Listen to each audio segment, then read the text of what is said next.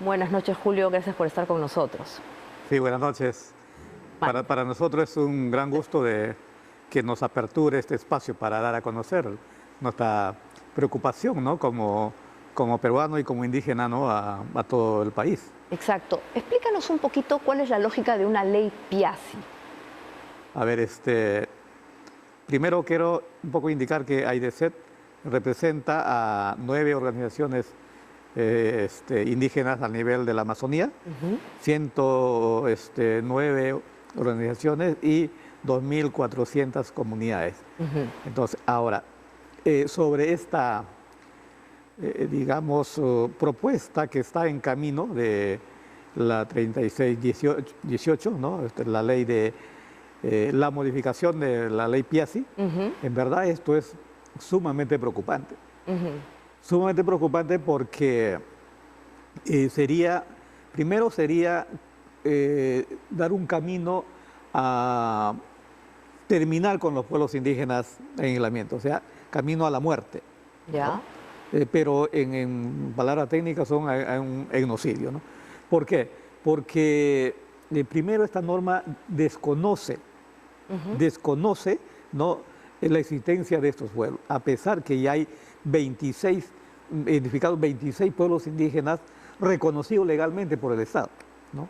El 2006 se aprueba la ley de Piazzi, o sea, desde el 2006 hay una norma para los derechos de Piazzi, pero esta modificación también primero desconoce y apunta a anular algunas propuestas de reservas territoriales que tienen 10, 12 años, ¿no? en trámite, y el otro es que se trata de otorgar las decisiones para la creación de esta reserva a los gobiernos regionales. ¿No? Ese es un retroceso. Tenemos, por ejemplo, el convenio 69, ¿no? que habla sobre los derechos de nosotros, ¿no? a nivel internacional y que ha sido reconocido por el Congreso peruano. Claro. Y cuando una norma se reconoce o se, digamos, valida por el Congreso peruano, pasa a ser una parte de la norma nacional. Entonces, ahí estamos viendo que en vez de fortalecer normativas para defender a estos pueblos, se estaría dando como un retroceso, ¿no?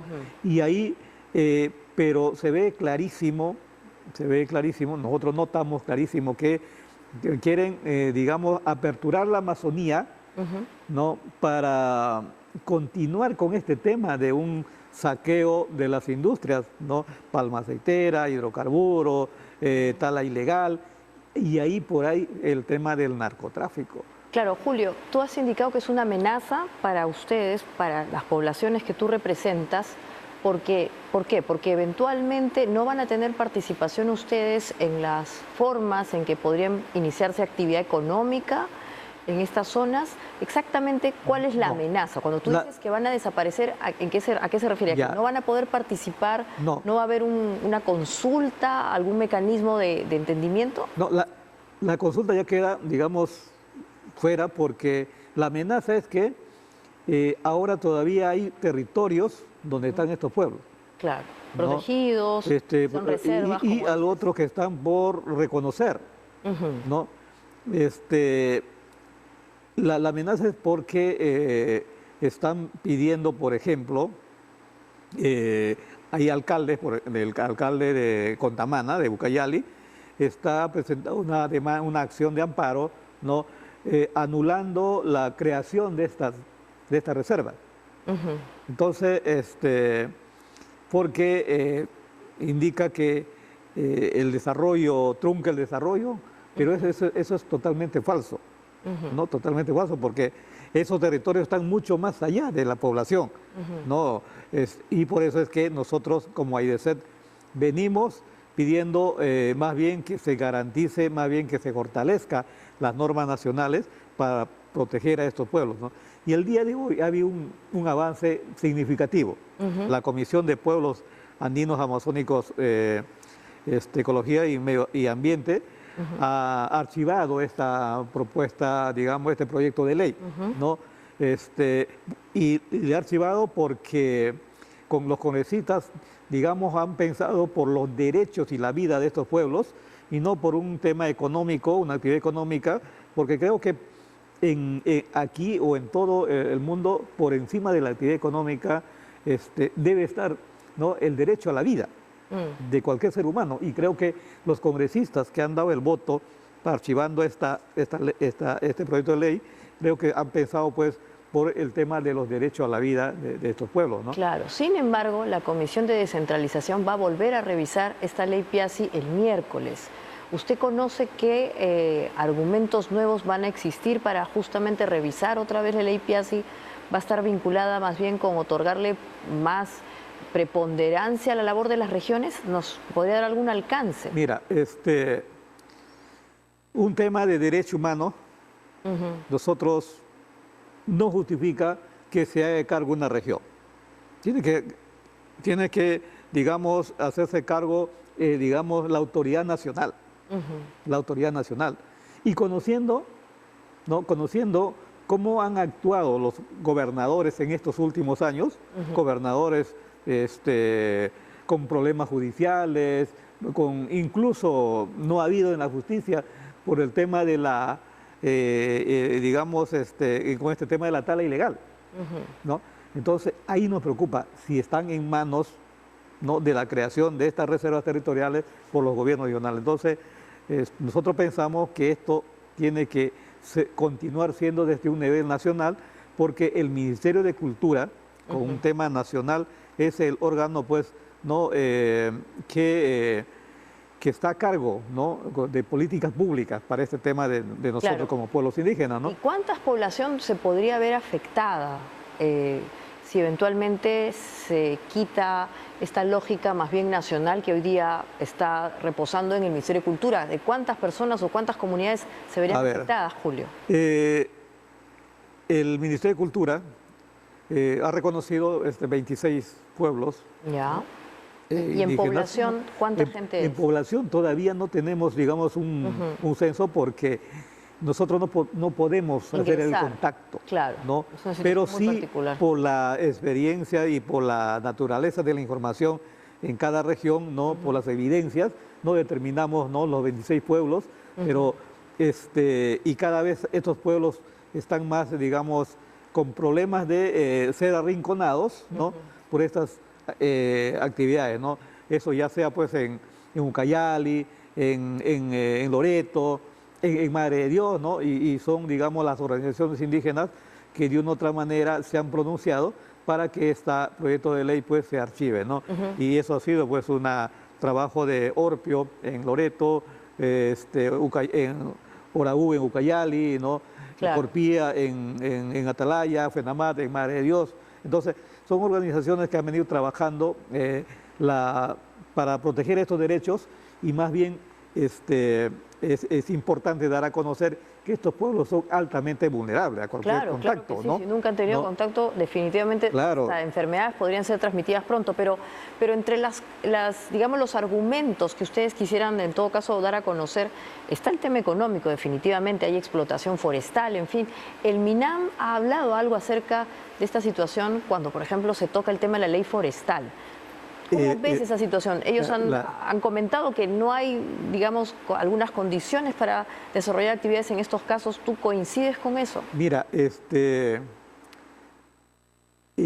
parece que está como un tema orquestado, paquetazos de ley que está pidiendo frente a violar nuestros derechos.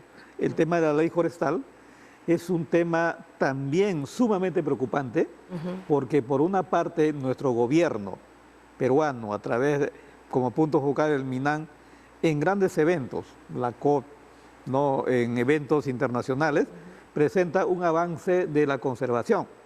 Pero por el otro lado, Energías y Minas, ¿no?, o por otro lado, dan concesiones petroleras, incluso concesiones madereras, ¿no? En Ucayali, en Loreto hay 47 concesiones madereras encima de territorio de pueblos indígenas en saneamiento. En Madre de Dios hay una empresa maderera que también está pues encima de los territorios de pueblos indígenas en el ambiente. El año pasado, el 22 de agosto, ha sido, digamos, muerto, ¿no?, un maderero, ¿no?, y otro ha sido herido, ¿no?, por estos pueblos. Entonces, creo que eso es una gran preocupación, ¿no?, y por eso es que esta ley llamado genocida de los Piazzi, también en la Comisión de Descentralización tiene que archivarse por el bien del país, pero por el bien también de estos pueblos que necesitan seguir viviendo como cualquier ser humano que estamos, ¿no? Claro, en principio ustedes mismos. Ahora, tú además tienes experiencia internacional, Julio, me comentabas antes de empezar este bloque. En el mundo, ¿cómo se solucionan estos problemas? Porque como yo decía al comienzo de la entrevista, no somos el único caso. Brasil, Colombia, hay este choque obviamente de intereses entre el desarrollo económico, que obviamente debería redundar también a favor de estas comunidades, y la conservación de las comunidades. ¿Tú tienes algunas ideas que podrías compartir con nosotros para llegar a un equilibrio? Porque ambas situaciones, digamos, son legítimas, pero ¿cómo logramos un equilibrio? Claro, estos problemas de Piazzi no solamente es en el Perú, sino se extienden en toda la cuenca amazónica, ¿no? Paraguay, Colombia, Brasil, Bolivia, Perú, ¿no?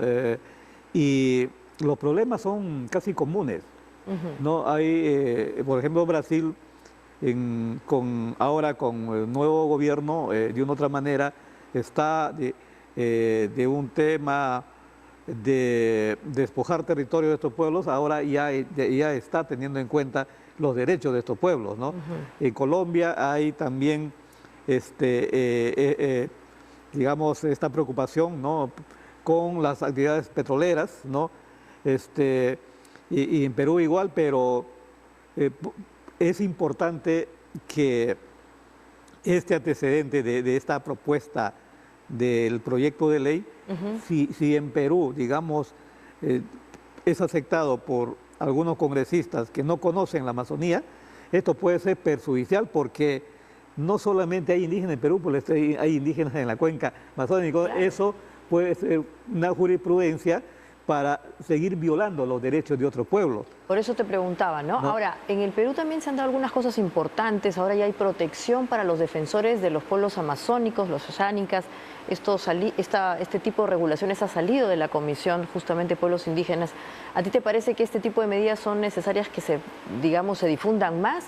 ¿Es suficiente o hay que hacer más esfuerzo? El día de hoy también se ha aprobado, ¿no?, la ley, digamos, un proyecto de dar, digamos, mucho más derechos, ¿no?, claro, derecho de defensa a los líderes, ¿no?, que protegen el tema ambiental. Pero eso se debe implementar, o sea, una aprobación es un papelito, una resolución, ¿no? Esto debe, digamos, tener su implementación, ¿no? Su implementación, presupuesto, porque son más de 31 líderes, ¿no?, indígenas que ya nos dejaron por el hecho de defender que fallecen, su territorio, ¿no? Que fallecen, que son atacados. Que son, digamos, seguramente por los extractivistas, pero por defender el territorio, muchos, 31 líderes ya están, digamos, muertos, ¿no? Por eso era importante y fundamental que esta aprobación, ¿no?, de esta norma, pero es importante que el gobierno no pueda implementar. ¿AIDESEP va a presentar algún tipo de sugerencias al respecto para implementar estas medidas que tú comentas? AIDESEP siempre somos una organización que proponemos, ¿no? El tema de si una comisión o si una norma no tiene presupuesto, esto se queda pues en un papel, digamos, simplemente una resolución, y esto no tiene resultados. Entonces aquí se debería, digamos, tener su presupuesto cuando hay un problema para ir con la Fiscalía, con las autoridades competentes, porque si no es una letra muerta.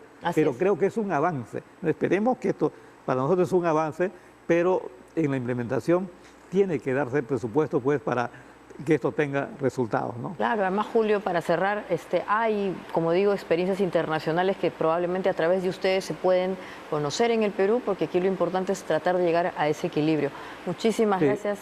Mira, palabras finales. nosotros hemos para esos temas también hemos tenido reunión con las embajadas de Noruega, de Alemania, Reino Unido, ¿no? Canadá, y están preocupados por estas leyes de la ley forestal, la ley de Piazzi, y el día de mañana tenemos un evento en el Congreso, ¿no? Y invito, ¿no?, a los congresistas para que puedan asistir, porque se va a hablar sobre el tema de pueblos indígenas en aislamiento, y esperamos que el día miércoles, ¿no?, por el bien de la humanidad, por el bien de la vida de nuestros pueblos, pues la Comisión de Descentralización también archive este proyecto de ley, porque si no va a afectar a los pueblos indígenas en aislamiento. Estupendo. Muchísimas gracias, Julio, por estar con nosotros, y vamos a estar como siempre atentos. Es importante involucrarnos, es un tema muy particular, pero como dices, es necesario también llegar a un equilibrio. Gracias por este diálogo. Gracias a usted. Muy bien, y con ustedes vamos a volver con el final del programa después del corte, así que no se vayan, es Diálogo Abierto.